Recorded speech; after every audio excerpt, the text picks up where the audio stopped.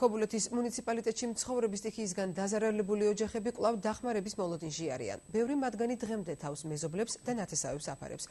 ქობულეთის გამგეობაში აცხადებენ, რომ დაზარალებულთა დასახმარებლად თანხა უკვე გამოყოფილია. მიქელაძეების ოჯახი ერთ-ერთია დაბა ჩაქვში, რომელიც სექტემბერში მომხდარი სტიქიის შედეგად დაზარალდა. 9-სულიანი ოჯახი მას შემდეგ თავს ნათესავს აფარებს და საცხოვრებელი ფართით უზრუნველყოფის შესახებ დანაპირების შესრულებას ამ დრომდე ელოდება. მსგავს მდგომარეობაში ქობულეთის მუნიციპალიტეტში კიდევ 13 ოჯახია. გამგეობა ბინების ამბავი ჯერ ვერ გადაგვიწყვიტა.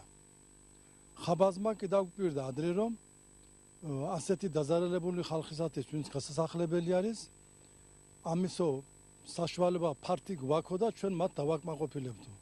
მაგრამ ჯერჯერობით არ არის, არაფერი არ ჩანს. ტიპური სახლების შემთხვევით მისაღები არ არის.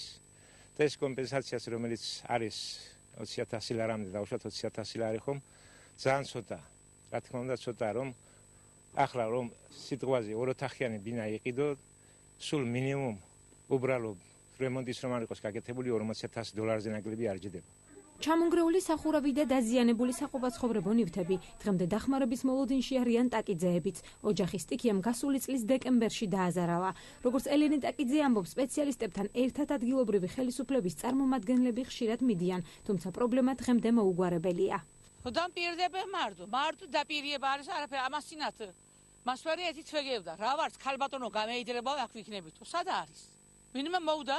რამდენჯერ შემამოწმეს არ შეიძლება. ქობულეთის გამგებლის განცხადებით სარეზერვო ფონდიდან დაზარალებული ოჯახების ქირით გადაყვანის მიზნით თანხა უკვე გამოყოფილია. რაც შეეხება საცხოვრებელ სახლებს, სულხან ევგენიძე ირწმუნება, რომ მშენებლობას მომავალი თვიდან დაიწყებენ. მისივე ინფორმაციით დეტალებზე მოლაპარაკება მოსახლეობასთან ამ დრომდე მიმდინარეობს. ზოგი იყო მოსული, რომ ჩვენ ბინა ვნახეთო და თანხა მომეცითო და ბინა შევისყიდითო და დანარჩენი მოსახლეობისათვის მოძიებული გვაქვს მიწის ნაკვეთები, სადაც უნდა ამ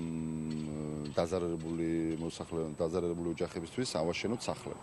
უამინდობამ ქობულეთს 2 თვის წინ 100,000 ლარის ოდენობის ზიანი მიაყენა. გამგეობაში განმარტავენ, რომ უახლოეს დღებში რეგიონის მთავრობას წერილი გადაეგზავნება, რის საფუძველზე დაზარალებულთა დასახმარებელი თანხა გადმოირიცხება.